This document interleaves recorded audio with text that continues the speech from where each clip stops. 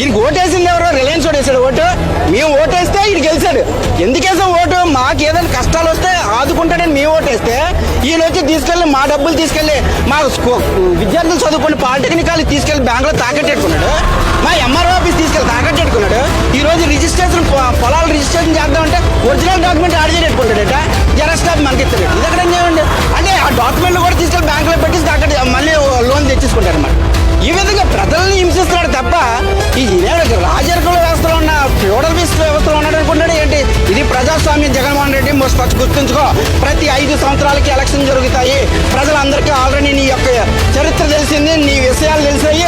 నువ్వు మా కొండలు దోచుకున్నది తెలిసింది, మా పొలాలు దోచుకున్నది తెలిసింది, మా విద్యార్థులు కొట్టుకొడుతున్నావు, మా విద్యార్థులు ఎవరికి ఎంప్లాయ్మెంట్ లేకుండా చేస్తావు.